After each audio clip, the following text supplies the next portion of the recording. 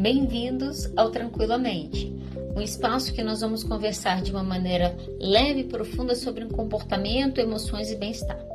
Eu sou Adriana de Oliveira, sou psicóloga, doutora em ciência do comportamento e ao longo dos episódios nós vamos estar explorando juntos temas que fazem parte do nosso dia a dia, desde os desafios emocionais que nós precisamos lidar até as estratégias para a gente poder viver com mais equilíbrio e tranquilidade. Hoje eu quero quero conversar um pouquinho sobre o transtorno de ansiedade social ou fobia social. Quando a gente fala de fobia social ou transtorno de ansiedade social, a gente está falando agora de um medo que vai aparecer na vida da pessoa de uma forma intensa e persistente, sempre que essa pessoa se coloca em situações de interação social, o que acaba levando a processos de evitação ou enfrentamento com muito sofrimento. É uma coisa que aconteceu na pandemia, né? Então a gente teve aí praticamente 2 anos de bastante isolamento. Eu falo que na pandemia muitas coisas foram reveladas, porque muita gente saiu, né? A gente teve o isolamento, muitas pessoas tiveram muita dificuldade de lidar com o isolamento e outras pessoas simplesmente amaram profundamente aquilo. E o que aconteceu, né? Eu vi isso acontecendo muito, fim da pandemia, quando as pessoas começaram a precisar voltar para suas vidas normais, uma das coisas que começou a aparecer muito foi a ansiedade social. Então, a ansiedade social, ela está dentro do grande transtorno, que são os transtornos de ansiedade. A diferença é que quando a gente fala da fobia social, todos os sintomas da ansiedade, eles vão estar ligados especificamente a interação social, ao evento social. Então, o que é, né? Quais são as principais características da fobia social? Primeira coisa, a pessoa ou evita, ou ela sofre muito em situações que ela vai ter que ter pessoas novas, ou que ela vai ter que se colocar, às vezes, de maneira pública. Então, essa é a primeira coisa. Essa evitação, ela é, às vezes, o que vai gerar outros problemas e até outras comorbidades psiquiátricas, quando isso aqui começa a aparecer muito. Mas, né, num primeiro momento, o que a gente está vendo? Uma pessoa que evita, ou então, quando ela entra num profundo sofrimento naquele momento ali. Uma outra coisa que acontece, a pessoa ela tem medo de parecer ansiosa. Então, olha que coisa doida, ela está ansiosa, ela vai sofrer diante daquela situação, e ela ainda tem medo dela parecer ansiosa ao outro, de tremer, de ficar com a voz trêmula, da voz falhar, não saber o que falar. Então, isso aqui também vai aparecer. Agora, uma das coisas que marca muito, acho que 2 aspectos que fica muito marcado na ansiedade social é a ansiedade antecipatória e a ruminação pós-evento. Então, o que acontece na situação social? Vamos imaginar que eu tenha um evento para esse final de semana. Então, tenho lá um retiro para fazer esse final de semana, é coisa nova, eu vou ficar ansiosa, eu não conheço. Normalmente, quando a pessoa tem um evento marcado, na hora que aquilo é agendado, que ela sabe que ela vai ter que ir para aquele lugar, naquele dia, ou participar daquela reunião, ou encontrar com aquela pessoa X e Y, nesse momento a pessoa entra numa ansiedade. O evento ainda não aconteceu, ele foi marcado, ele está sendo sinalizado, e essa pessoa entra numa ansiedade que a gente chama de ansiedade antecipatória. Então, normalmente ela começa a pensar o que vai acontecer, eu não vou conhecer as pessoas, eu não vou saber como me comportar, eu não vou comer nesse lugar, será que eu vou dormir? Quem vai nesse lugar, quem não vai? E quem vai? A coisa nem aconteceu e a pessoa está tentando imaginar todos os possíveis cenários, e dentro dos possíveis cenários, normalmente ela está fazendo uma grande catastrofização, ela está pensando muitas coisas ruins que vão acontecer, por isso que gera ansiedade. Só que além dessa ansiedade vir de maneira antecipatória, o que acontece pós-evento é uma ruminação pós-evento. Então, a pessoa ela enfrenta aquela situação, ela tá ali na ansiedade, ela sai. Só que ao sair daquela situação, do evento social, ao invés dela simplesmente relaxar, porque aquela ansiedade passou, agora não. Agora ela começa a ruminar, Ah, eu fiz isso, falei isso, não devia ter falado tal coisa. E se eu tivesse feito de tal maneira? Ai, será que aquela pessoa entendeu X ou Y, Z? Então, para vocês verem, né, quando a gente fala de um transtorno de ansiedade, ele toma muito da vida da pessoa, porque toma antes de você se colocar no evento, toma, né, ansiedade durante o evento que a pessoa está vivendo, e é verdade que na fobia social, após o evento, a pessoa rumina sobre o desempenho dela, se foi um bom desempenho, se não foi um bom desempenho, então a pessoa fica nisso aqui. Quais outras características que a gente vai ver nesse quadro? Uso de estratégia de segurança, então a pessoa vai e ela já vai pensando o que ela vai fazer, o que ela vai deixar de fazer. Vou fazer isso, evita contato visual, às vezes tem um script ali que ela se prepara para ela poder chegar na hora, ela tentar interagir com as pessoas a partir daquilo ali. Isso vai produzir muito prejuízo em estudo, no trabalho, em relacionamentos. Então, muitas vezes são pessoas que têm dificuldade, por exemplo, de fazer uma graduação, começa, não dá conta, para.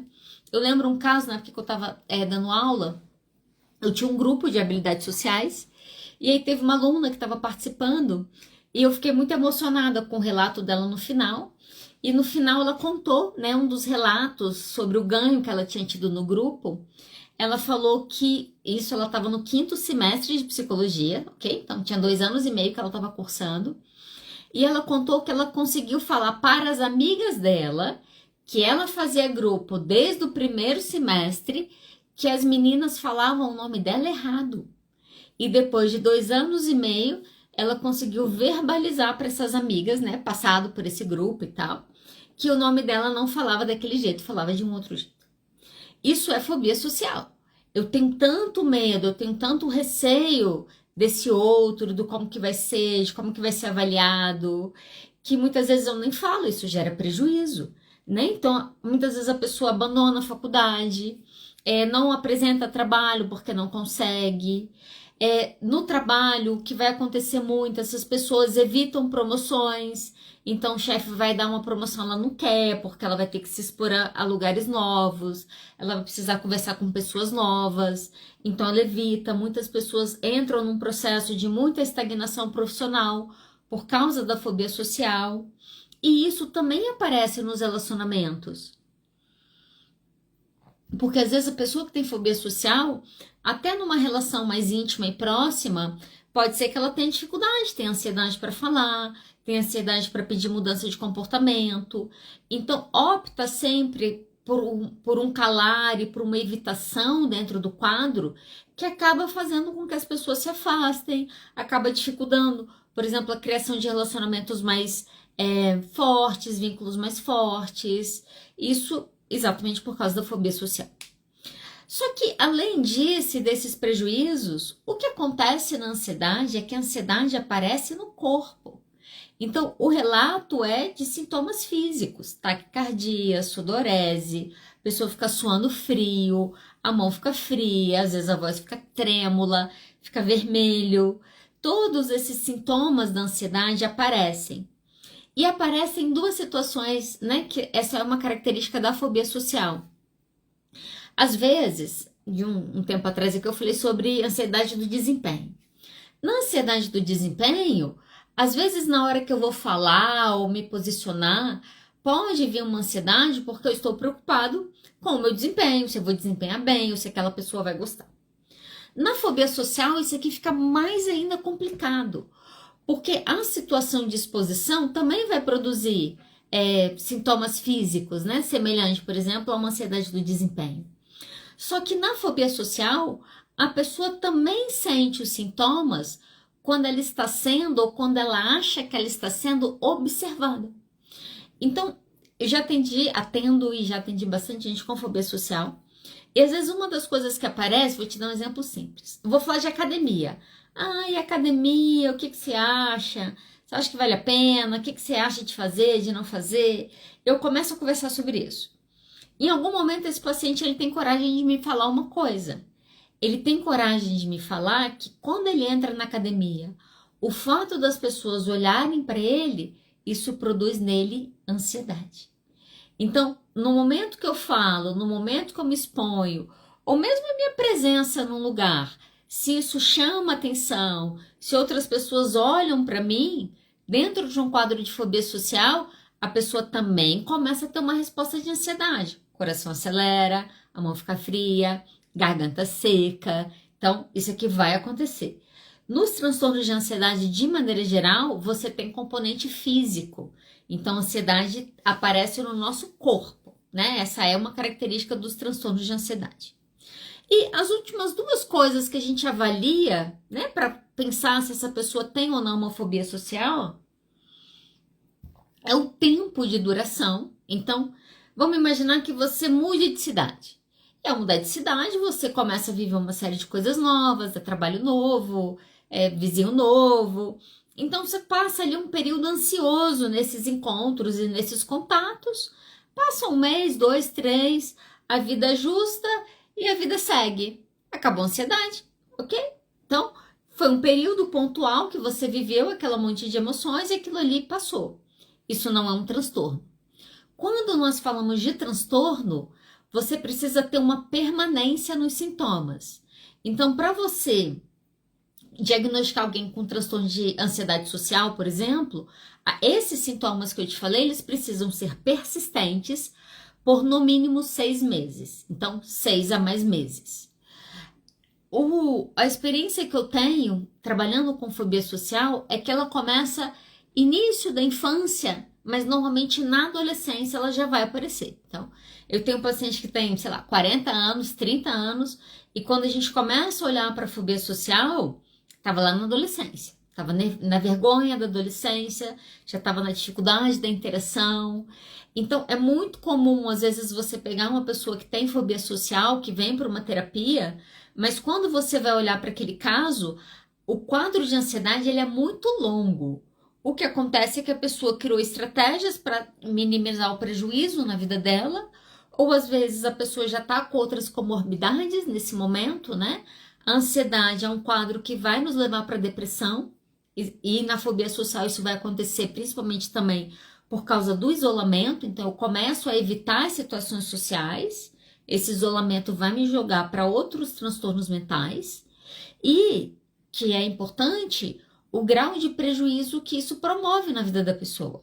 Isso que a gente precisa analisar. Olha só, deixa eu resumir isso aqui para você.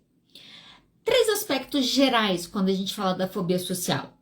Eu tenho aspectos cognitivos que normalmente é de catastrofização. Essa semana eu estava atendendo um paciente, ele tem bastante ansiedade. Ele falava uma coisa e ele falava, ele pensava, não, porque aconteceu isso, eu pensei, mas e se? Eu pensei se, eu pensei se. Ele ficou uns 5 minutos falando. Gente, cada hora que ele falava uma coisa, ele conseguia falar uma catástrofe diferente. Cada hora era catástrofe. Eu fiquei parada ouvindo. Quando ele parou de falar, eu falei, nossa, realmente, né? Você pensa em muita catástrofe. Você consegue pensar todas as coisas boas também que conseguem acontecer? Porque a ansiedade, eu tô tão programada para ver os problemas, né? Eu tô tão em alerta, o meu corpo tá tão pronto para reagir ao mundo, que eu fico atenta aos milésimos, né? Os detalhes mais sutis que existirem, tô eu lá atenta para conseguir responder a eles. Isso significa na prática que além de eu ter uma grande catastrofização cognitiva nesse momento, eu vou ter o corpo respondendo, o coração acelerado, a pessoa tá tremendo, às vezes dá vermelha, sudorese, dá branco, não lembra, gagueja. Isso é ansiedade física acontecendo ali no corpo. E a gente vai ter aspectos comportamentais. Evita, a pessoa marca o encontro, ela termina de marcar o encontro, ela começa a pensar o que ela pode fazer para desmarcar o encontro. É uma alegria ao marcar e 3 alegrias ao desmarcar. Isso pode ser, né? Significa dificuldade nessa interação com o social. Tem dificuldade na prática, né? Vamos falar de coisas muito práticas aqui. A pessoa que tem fobia social, quando ela tá num contexto de interação com pessoas novas que ela não conhece, ela vai ter dificuldade de quase tudo. Ela vai ter dificuldade de falar com aquelas pessoas, ela tem dificuldade de comer. Então, é muito comum a ansiedade fóbica, às vezes, a pessoa relata que na presença de outras pessoas, ela trava, ela não consegue comer. Ela começa a ter dificuldade de se comportar. Por isso que muitas vezes acabam indo muito mais para uma evitação do que para o enfrentamento. Porque o grau de sofrimento que acontece muitas vezes é tão intenso que a pessoa prefere evitar do que ter que passar por aquilo tudo que ela já sabe que ela vai passar. Ok? Agora, eu acho que uma coisa importante, eu quero fazer isso rapidamente, é a gente diferenciar o que é uma pessoa que tem fobia social, do que é uma pessoa que tem timidez e do que é uma pessoa que é introvertida. Eu posso ter uma pessoa que tem um traço de personalidade de introversão, isso significa que ela precisa de menos contato social, né? Um pouco que ela tem já é suficiente. Ou o contato social tem um gasto de energia, então ela vai voltar para casa mais cansada daquele encontro. Ela gosta de ficar sozinho, ela consegue se recarregar sozinha lendo um livro, né? Ouvindo uma música. Pessoas mais introvertidas preferem conversas mais profundas do que ficar conversando BBB ou papo de boteco. Ela tá preocupada com o mundo, com o universo, com a filosofia. São pessoas que muitas vezes, por serem mais interiorizadas, acabam pensando mais sobre o mundo e sobre a vida. Essa pessoa tem fobia social? Não. Ela pode ter os amigos, ela pode ter os encontros, mas ela chega, ela se respeita, ela, né, fala ali com quem ela quer, ela vai evitar festas porque ela não gosta da festa mesmo. Mas quando ela precisa estar em contato com o social, não tem ansiedade, não tem taquicardia, né? Aquilo ali tá normal, não tem problema tá acontecendo aquilo ali. Isso é uma pessoa introvertida. Uma pessoa mais tímida, então os introvertidos tendem a ser mais tímidos. Significa que vai vivenciar um desconforto mais leve, né? Tá na situação, fica um pouco nervoso, mas passa 5 minutos, já acalmou, precisa só conhecer as pessoas, depois que você introduz ali, que apresenta, a pessoa fica calma. E às vezes a timidez pode gerar algum prejuízo pontual, então a pessoa acabou não conseguindo falar naquela entrevista e isso prejudicou ela. Então, ok, pode ter uma situação pontual lá que prejudica, mas de maneira geral, isso não vai provocar grande sofrimento. Na fobia social, não. Então, a pessoa que tem fobia social, ela pode ser tanto introvertida como extrovertido. Então, às vezes, né, a gente vê de maneira geral os introvertidos mais ansiosos. Não quero entrar nisso aqui hoje. Mas a fobia social, ela não está ligada efetivamente a um traço de personalidade. Acho que é isso que eu quero falar. A fobia social é um transtorno de saúde mental. Então, a gente está falando que, dependendo de como foi a construção da interação desse indivíduo com o mundo externo, esse contato social se constrói na vida dessa pessoa como sendo um contato perigoso.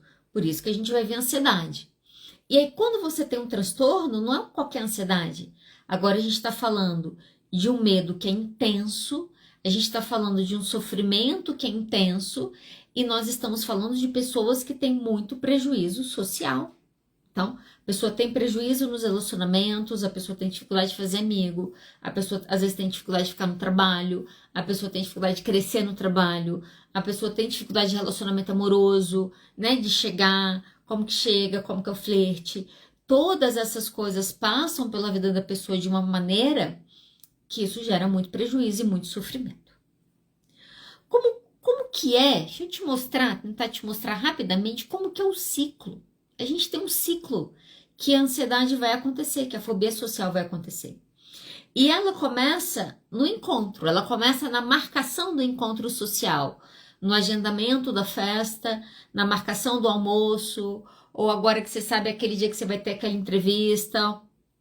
Nesse momento, vai começar só de você marcar um compromisso social, isso se torna um gatilho para a pessoa. Então, a partir desse momento, ela vai acontecer o quê? Ela vai entrar numa ansiedade antecipatória. Eu tenho bastante ansiedade, você já sabe, eu já comentei isso aqui algumas vezes. E eu tenho bastante ansiedade de ir para lugares novos, que eu não conheço, gente nova, lugar novo, vai me dar bastante ansiedade. E eu vivi um pouco disso esses dias. Então, eu fui para um evento lá na Chapada, no final de semana. Marcou o evento, eu comecei a pensar, ai meu Deus, como que vai ser? Como que vai deixar de ser? O que começa? Ansiedade antecipatória, eu tô preocupada.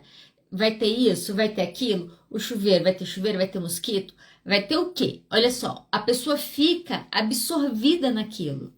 As pessoas, quando têm fobia social, do dia que ela agenda o compromisso, até o momento que ela sai daquele compromisso e passa alguns dias, ela vai estar envolvida naquele processo.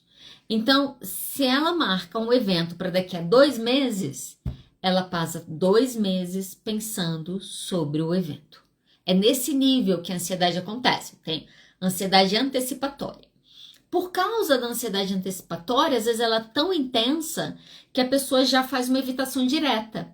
Então, marca, mas já fica pensando, não vou conseguir, o que eu faço? Não sei o quê.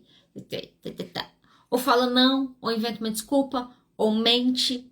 Às vezes, a própria ansiedade antecipatória é tão alta que a pessoa já evita diretamente para nem ter que passar por aquilo que ela sabe que ela vai passar. Nem todo mundo faz isso, né? Porque às vezes, em alguns momentos, você não tem nem muita escolha. Você tem que ir para o enfrentamento. Então, a pessoa vai para o enfrentamento, tá na ansiedade antecipatória, vai para o enfrentamento. Quando ela chega, a atenção fica autofocada. Lembra que eu te falei que vai ter sintomas físicos? Então, o que vai acontecer nessa situação é que a pessoa fica o tempo todo sobre o controle do coração dela que está acelerando, a mão dela que ela sente que ela está balançando um pouco mais naquele dia. Ela fica tão envolvida no que está acontecendo dentro dela, de todos os sintomas físicos que aquilo vai sendo produzido, que a pessoa começa a ir para estratégias de segurança, que é o quê? Evita o olhar, fala baixo. Hoje em dia, né, nós estamos muito protegidos pelos nossos celulares. Aqui não é um celular, mas imagina, né? Então, aonde a gente está, a gente começa a ficar desconfortável. O que a gente faz? A gente pega o celular. Isso é uma estratégia de segurança. Leva o amigo para ficar perto. Isso é uma estratégia de segurança que a pessoa está criando naquele momento. Isso vai acontecer com muitos sintomas físicos. E aqui é um grande problema, porque olha só, a ansiedade, quando ela está no nível muito exacerbado, ela vai nos prejudicar. Então, se eu tenho que ir para uma interação social e na hora que eu tô lá, essa ansiedade aparece com muita força, o que vai acontecer? O meu desempenho social vai ficar prejudicado. Então, sim, eu não vou falar tudo que eu queria, eu vou gaguejar, eu vou suar frio e as coisas vão sair emboladas naquele momento. Porque você está tomado de ansiedade, o comportamento cai, nosso desempenho cai muito quando nós estamos ansiosos. Beleza, caiu. Então, o que aconteceu? Então, seu desempenho foi péssimo. As pessoas podem ter te avaliado super mal, porque você realmente não conseguiu performar como você gostaria, por exemplo, numa situação social. E aí, o que vai acontecer? A pessoa vem para uma autocrítica, ai, gaguejei, ai, falei aquilo. Aí ela vem para uma autoavaliação que vai ser negativa. Então, ela se avalia mal naquele grupo. E o que acontece depois? Ruminação pós-evento. E aí ela sai e ela fica pensando, não devia ter feito isso, não devia ter falado aquilo, e nananana. E aí a ansiedade que era para ter passado não passou. Então, era uma semana antes, o evento está na ansiedade, uma semana depois da ansiedade. Aí a pessoa, por causa de um evento no mês dela, passa 15 dias tendo crise de ansiedade. No mês seguinte você fala, e aí, vamos lá? A pessoa fala, de jeito nenhum. E é aqui que começam os problemas da fobia social. A fobia social, de maneira geral, ela leva as pessoas para o isolamento que vai acontecendo de uma maneira progressiva. Dificuldade de manter relação, dificuldade de fazer novas relações. Então, a pessoa começa a evitar situações que quando ela vê, ela está muitas vezes isolada, ou ela tem 3 pessoas ali, que inclui a mãe, o pai e o irmão, para ela ter contato, porque ela começa a ficar extremamente isolada. Isso vai ter estagnação de carreira, então, pessoas com fobia social vai ter prejuízo funcional no trabalho, nos estudos, nas relações de amizade, nas relações amorosas, isso aqui vai acontecer. Isso significa na prática que aumenta risco para depressão e para outros transtornos de ansiedade. E aumenta, né? Você joga para uma depressão, você vem para um outro transtorno de ansiedade.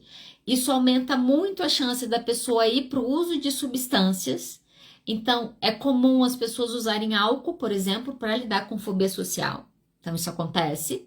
Ou maconha, ou qualquer outra droga. Porque a ideia é que a pessoa comece a fazer o uso de substâncias numa tentativa de minimizar aqueles efeitos. E às vezes começa a fazer uso abusivo a partir disso. Vai ter piora na saúde física, então pessoas que têm muita ansiedade, elas começam a ter problemas crônicos de dores, tensão, piora no sono, dor de cabeça, começa a ter sintomas somáticos, é gastrite, é refluxo. Quando o seu corpo chega nesse nível, você precisa entender que você já está no quadro de ansiedade muito alto. Isso significa que passou assim uns 2 anos o tempo de você procurar ajuda, porque começa a adoecer o corpo literalmente, ok? Então, esse é o nível da ansiedade. O que a gente vê hoje, né? Que essa também tem sido uma das consequências. Então, se o contato social me gera ansiedade, eu evito. Mas eu preciso de uma vida social, porque, né, nós somos indivíduos sociais. Onde que a gente começou a criar essa vida? No digital. Então, muitas pessoas passaram a digitalizar a sua vida praticamente como um todo. Não saem de casa para fazer compra, compram roupas pela internet, conversa com os amigos pela internet, só fala lá nos grupos dos memes com a internet. O refúgio excessivo no online pode mostrar para nós a dificuldade de estarmos no social com o outro, a troca da presença com o outro. E a falta disso, gente, nos gera problemas de saúde. E, no final das contas, que eu acho que esse é o principal problema da ansiedade, tá? Quando a ansiedade começa a vir, né? Uma ansiedade social, que começa a falar para mim aonde eu posso ir, aonde eu não posso ir, porque aquilo ali me dá ansiedade, aquilo ali vai não sei o quê, e aquilo ali vai não sei o que lá. E eu começo a ceder, porque eu começo a evitar as situações para não entrar na ansiedade. O que vai acontecer a longo prazo é que a ansiedade vai construindo uma prisão sem grades. E quando você vê, você está dentro dela. O que eu vejo de pessoas com transtornos de ansiedade muito exacerbados, ela corre muito risco dela vir para um transtorno de pânico. Porque eu evito uma coisa, eu evito outra, daqui a pouco eu já estou 1 ano evitando, aí agora era para eu sair, agora eu só fico em casa, aí agora todas as minhas relações são digitais, são virtuais, e aí a gente está construindo uma vida atrás dessa tela, né? Você está me assistindo atrás dessa tela, mas essa construção que a gente está fazendo, que está nos tirando de uma conexão que eu sinto o calor do corpo do outro perto de mim, isso está nos adoecendo.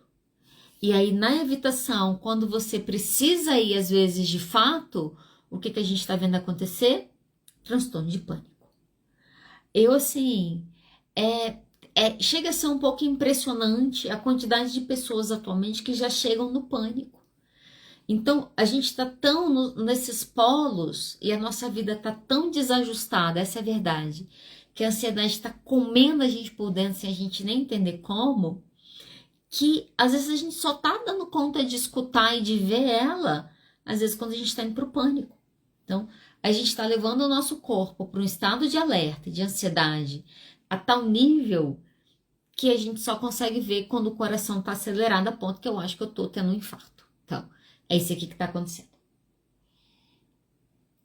Olha, a fobia social gera prejuízo, como eu te falei, pode gerar outros transtornos e principalmente gera esse enjaulamento. A pessoa fica presa dentro dela mesma. Por quê? Porque tudo que está fora é perigoso. Como que ela vai enfrentar essas coisas? E por isso que é importante ajuda especializada nisso aqui. Olha, como trabalhar, né? Vou caminhar para o final aqui.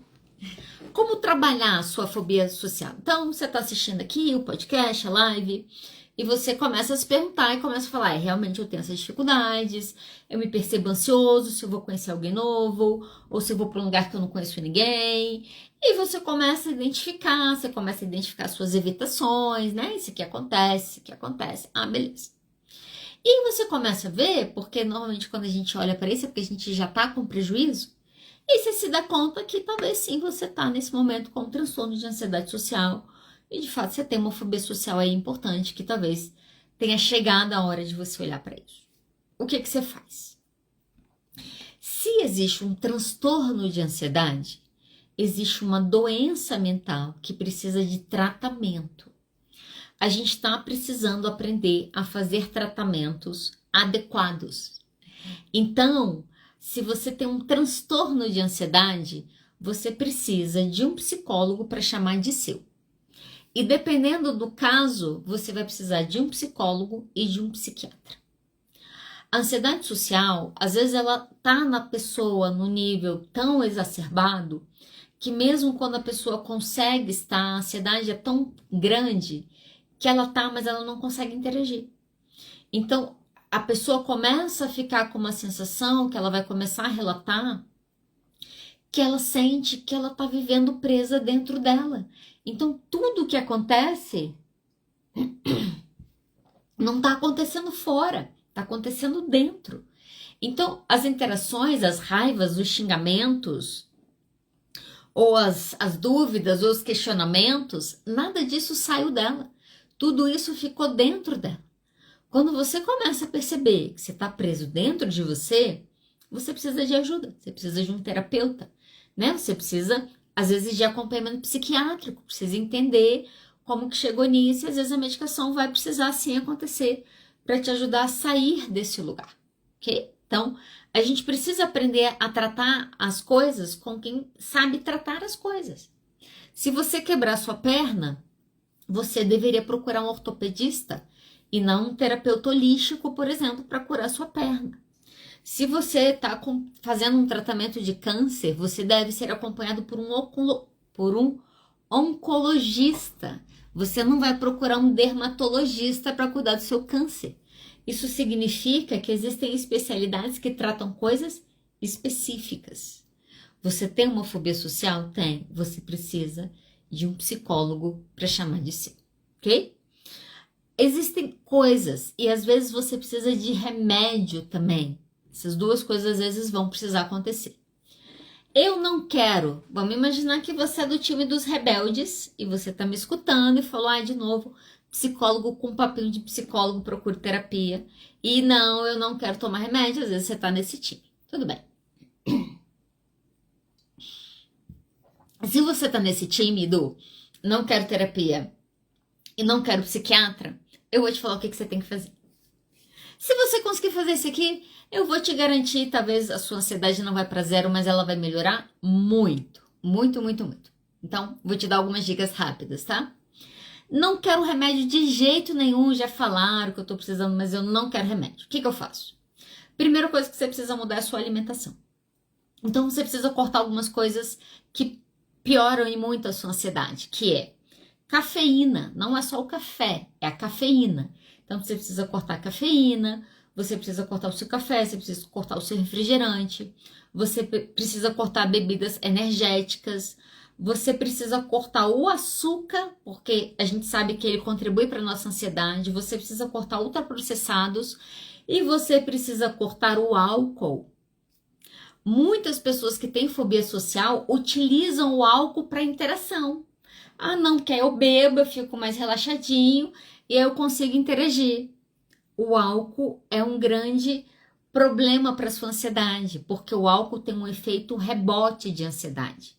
A sensação inicial do prazer, da sedação que o álcool vai dar, né? Tira ali o seu ego, futuca um pouco ali no seu córtex, que você fica sem saber muito direito certo e errado, né? O álcool dá esse efeito, aí você consegue interagir. Beleza. Mas sabe o que vai acontecer no outro dia? E no outro? A sua ansiedade vai estar pior. Então, o álcool tem um efeito rebote na ansiedade. As pessoas que utilizam álcool como medicação terapêutica, né, bem entre aspas, para lidar com a ansiedade, não entendem que elas estão criando um problema mais crônico para a vida delas ao fazerem isso. Então, não quero remédio, beleza. Primeira coisa que você precisa cortar: cafeína, bebidas energéticas, álcool, açúcar e ultraprocessados. Se você cortar isso aqui da sua vida, um mês, 2, você já vai sentir diferença no seu corpo. Te falo isso como tranquilidade, ok?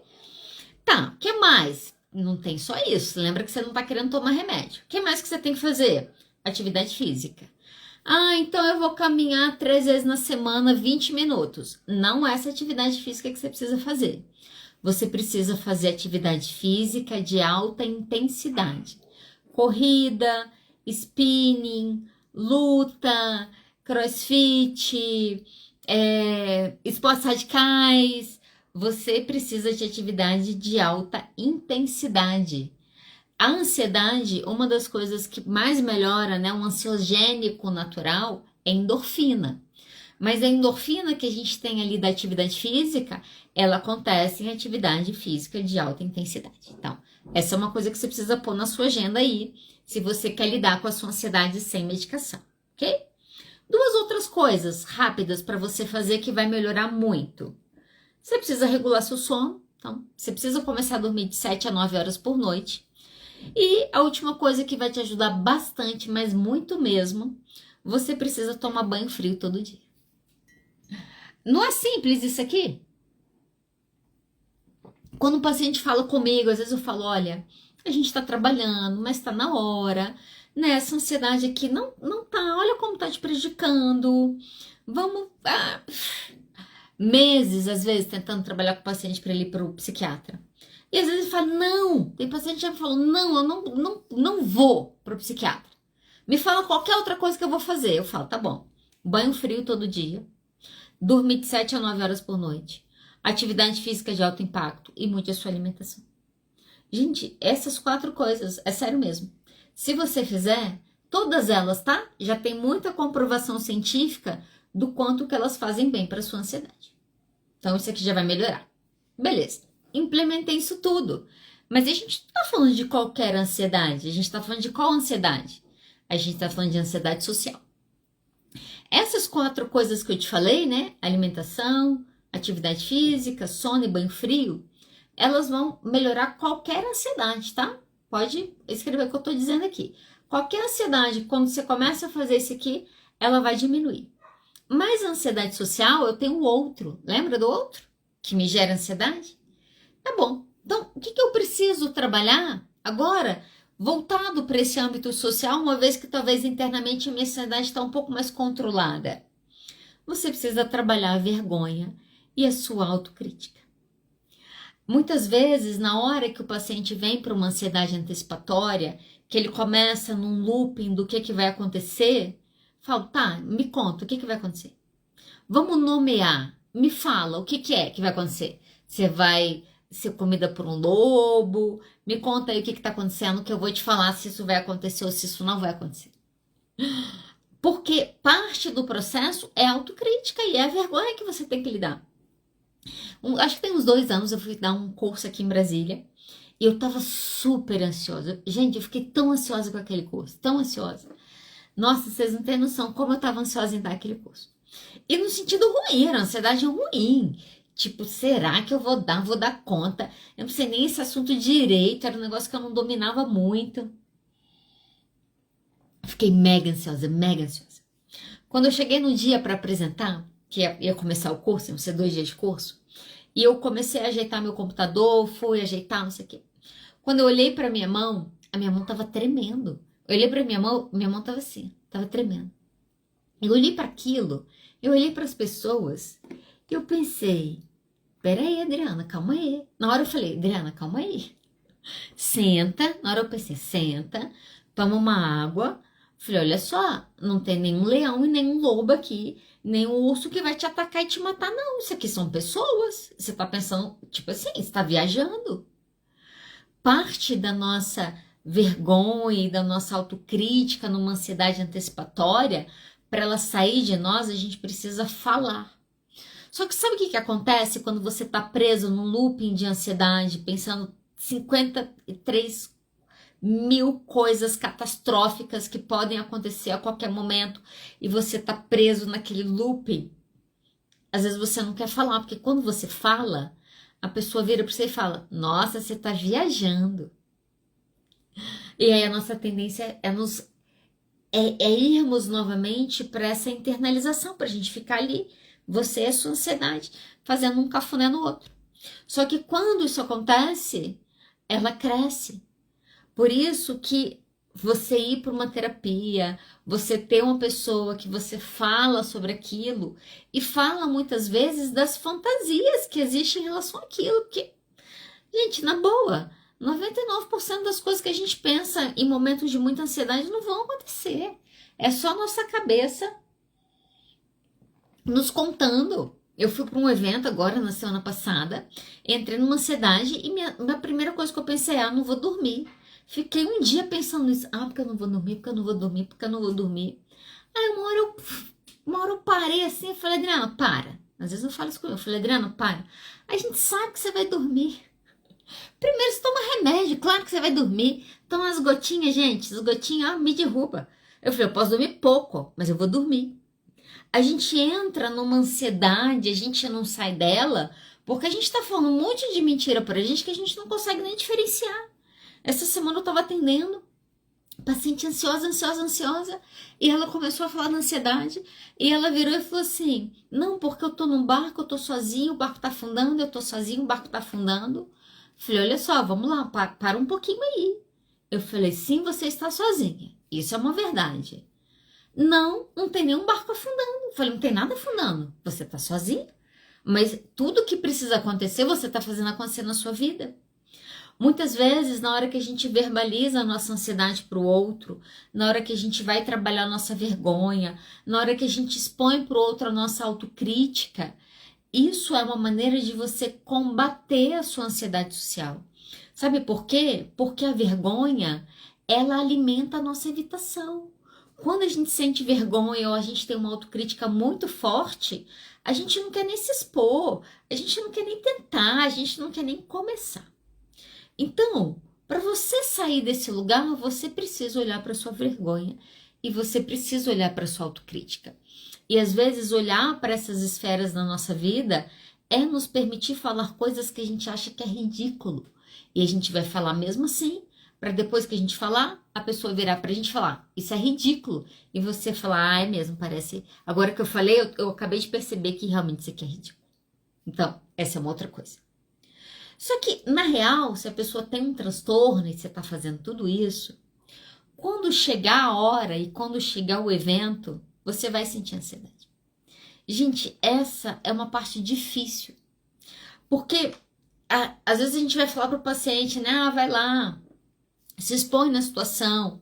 Só que quando ele chega lá para ele se expor, e a exposição gradual ela é importante sim, né? Você vai ter ansiedade. Eu gosto de não mentir para as pessoas, eu prefiro nunca mentir para os meus pacientes. Então ele fala: você acha que eu vou ficar ansioso? Eu falo: vai sim. Mas olha só, você vai ficar muito ansioso. Você está fazendo uma coisa que você nunca fez.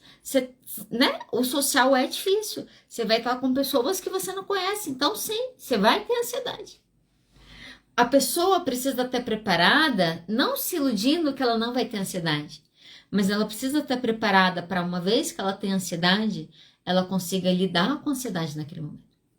E uma das maneiras que você faz isso é com atenção plena. Então, uma das coisas que te ajuda nesse treino é a meditação. Aprender a se desfocar, muitas vezes, dos estímulos internos que vão acontecer e se conectar a estímulos externos. Isso é um treino que você tem que fazer de percepção. E nesse treino de percepção, é hora que você precisa exercitar. Meu coração tá acelerado aqui, tá? Deixa eu ver se tem alguma coisa acontecendo fora. Eu promovo para o meu corpo novos estímulos. É isso que vai acontecer. Por que eu tenho que aprender a fazer isso?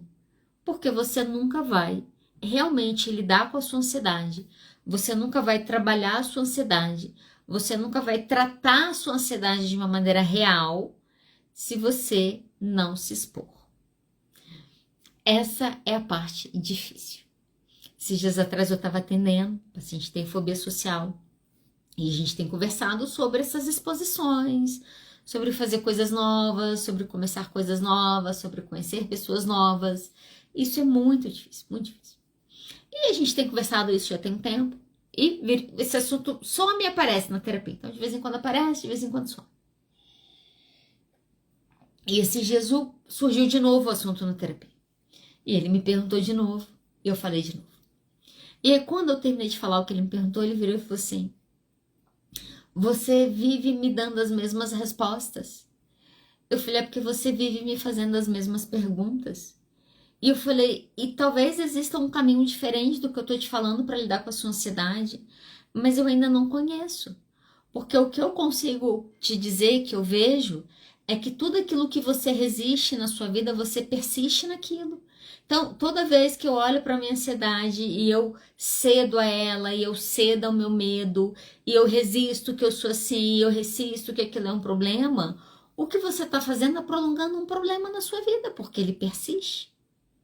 Quando você aceita, você começa a transformar as coisas. Então, quando você aceita, significa na prática que transformar é aceitar e enfrentar.